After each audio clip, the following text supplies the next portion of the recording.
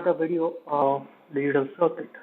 Again, in this video tutorial, we're gonna look forward to the digital logic family, and the content of this video will be the TTL logic family to be specific and various configurations of it. So after completion of this video tutorial, you'll be able to understand, design various configurations of the TTL digital logic family. Okay, so let's get started. Objective of this video tutorial is to design TTL NAND gate, active pull-up, wired AND gate, and open collector configuration for TTL family. Also understand the unconnected input and tri-state logic for the TTL family. Now, before we understand all this configuration, let's understand first thing is what is a TTL. So TTL is a bipolar junction transistor based logic family. They majorly use a building block as a BJTs, maybe a NPN or PNP transistor will do. One of the most used family for small and medium scale devices, and it has not been used in a VLSI. It's for the power consumption reason and the speed of operation of this kind of a family. Typically operated from 5 volt supply. The noise immunity is quite high. It's around 1 to 1.6 volt. Many forms and optimized for speed and power is been available in the market. High speed versions are also available in the market. Then the low power versions are available in the market, can consume less than 1 milliwatt per gate. So this is a quite huge achievement for a single gate. Now, before we understand the circuit, let's revise the NAND gate first. What is a NAND gate? NAND gate generates the output 0 if all the inputs are connected to high input or logic 1. The symbol which we have already studied is this one. So it's a bubble AND gate. So for all the configuration where we have input as 0 or low, output is high. Now the output of NAND gate is high if at least one input is low. Now this is what the circuitry look like for a TTL NAND gate. Now you don't have to worry about it. As we break open this and we'll try to understand what is this configuration is, you'll find out this is a pretty easy configuration to understand and to design. Now what is this? This is a TTL NAND gate with the 3 input and a output. Likewise, we have the output connected to its peripheral. Now, before we understand the TTL NAND operation, let's assume some conditions for input-output voltages for the NPN transistor, diode or PN junctions. Okay, so let's assume that the load gates are not present. To understand the working of TTL NAND gate, voltages for logic 0 and logic 1, that is nothing but VCE SAT is 0.2 volt. For logic 1, it is VCC 5 volt. Voltages assumed for the PN junction diode, when it is conducting, it becomes 0.7 volt, and cut-in voltage is approximately 0.6 volt. Cut-in voltage is one which allow a particular diode to move into a conducting phase.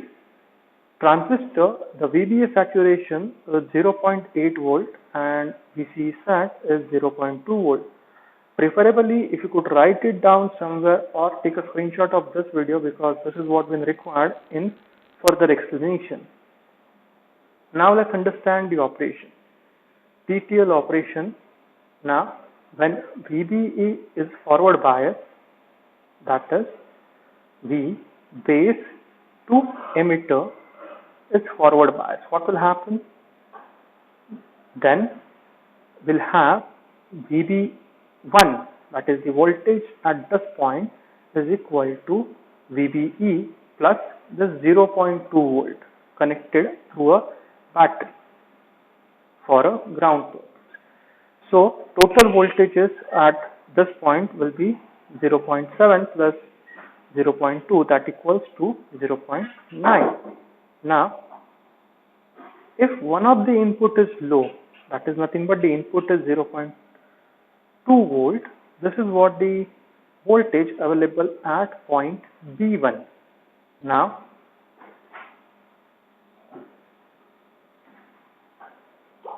if V base to, what will happen if the one of the input is low? So we connected it to the ground either through the capacitance of 0.2 volt or less than that. Then we found out the voltage at B1 point.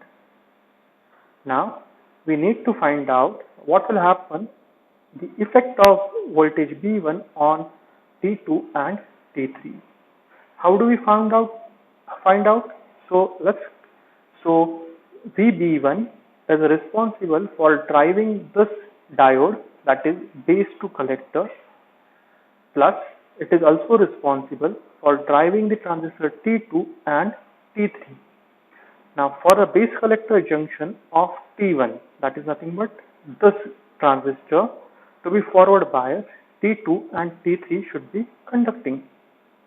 For that, we required voltage to make T2 and T3 conducting is the forward bias voltage for VBC1, that is the transistor 1 base to collector, plus the cut-in voltage of transistor 2 and cut-in voltage of transistor 3. How much is that? For diode VBC it is 0.6, and for the cut-in voltage of a transistor it is 0.5 plus 0.5. So total of this will be 1.6. So at 3 to T3 is off, as so to make T3 conducting, this much voltage is required. Now how much do we have? It's pretty less, 0.9. So we cannot turn on T2 and T3, and once that happens, when one of the input is low, the output will be connected to a VCC because T3 is off. Now due to this, we have an output as high. This configuration or this explanation is applicable to all the configuration of A, B and C, where either one of them or all of them are connected to a ground. Now let's move on to the next configuration. When all the inputs are connected to high, what will happen? V base to emitter for transistor 1 will be reverse biased. We have the voltages at both the side of diode will be of same configuration or same value, which make this transistor into off mode, whereas you have this transistor in on mode, and T2 and T3 are also been driven. So as V base to emitter is reverse bias, voltage at this point, that is VB1, will close to 5 volt, and this is quite high to drive transistor T2 and T3. As transistor T3 drives, the current through Y will be grounded, which means when all the inputs are connected to the 5 volt or logical input 1, the output is grounded or 0. That is nothing but logic low. Now, pole output driver. Now, before we do this, what are the drawbacks of a current configuration? The current configuration, when it turns low, that is all the inputs are high, what will happen? The T3 will be actively sink all the current through Y. So this will allow a capacitance or presence of any charge to actively pulled to the ground by transistor T3. But such a facility will not be available when we talk about the output is high or configuration where A, B or C have a low input. Now, to improve the speed of operation, we want both pull up and pull down mode should actively source or sink the current. For this, we required to replace this capacitance R3, RC3 by a transistor. So, as you could observe in this diagram, now we have one more transistor, transistor T4 added along with the diode D. Now, this allows to pull current actively through the power supply whenever the input is low. So what will happen when input is low? As the input is low, VB1 will not be enough to drive T2 and T3, which means they have been turned off. But at the same point of a time, the VCC is connected to C2 and to the base of transistor 4. So, which will make this transistor to actively work in a saturation mode and pull more IC4, that is more current through the power supply, and that will be provided to the output, which will improve a switching capability. Now what will happen if all the input is having a high configuration? Then in that case the VB1 will be enough to drive T2 and T3. As T2 will be able to drive, then we have to look forward to the voltage drop at VCE. How much is that? It is close to 0.2 volt, and which won't be enough to drive the transistor 4. So transistor 4 will be turned off and transistor 3 will be turned on, and will get the output Y as low, and that will actively synced by transistor 3. So now this is another configuration of a TTL arrangement or transistor logic arrangement called as an open collector arrangement. Now in this configuration, again the RC3 is not been provided internally, but as by the means of an external pull-up resistor.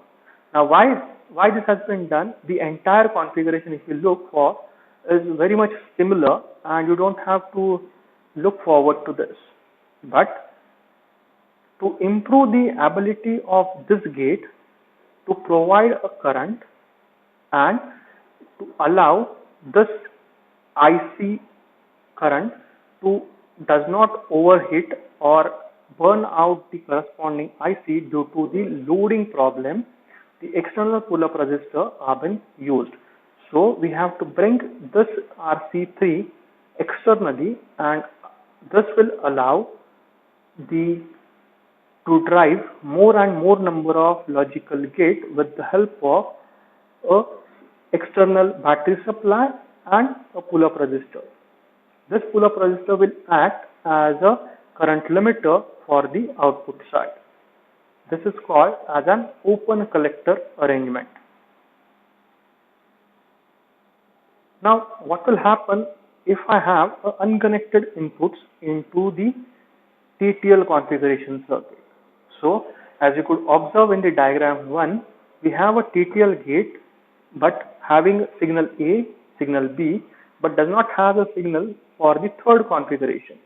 If one of the input is floating, what will happen is that you'll have a V base to emitter as forward bias, or there's no current flowing through it.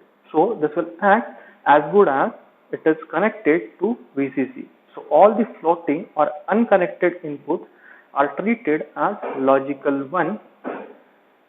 General practice, or it is very much better if you have to have one of the gate as an floating, then either you make it connected to a VCC or patch it through the currently available input. Okay, these are the three usual ways to handle the unused logic inputs. The next configuration is called as a tri-state logic. Generally, we have for input two states. One is called as a high and another is called as a low. Then what will be the third state? The third state is called as a high impedance. Now, during first two conditions, either a high or a low, a gate has to supply or sink a current to the external gate or the output gate. But whereas in third condition, we don't even supply a slightest amount of a current or sink current through the corresponding gate. This will make us to reuse this will help us to save the battery life and the lower consumption of power onto the devices. So this is now how we can use this. This can be useful when there are many chips tied onto the same bus and we require a few of them at a time. Then we can use a tri-state logic and make the corresponding ICs disabled by using the enable button. Now, generally the enable is active low, so whenever the input is low, the corresponding devices will be actively participating into the design. When the input is high to the enable pin, you'll have a tri-state logic, which means your output is disconnected from a input.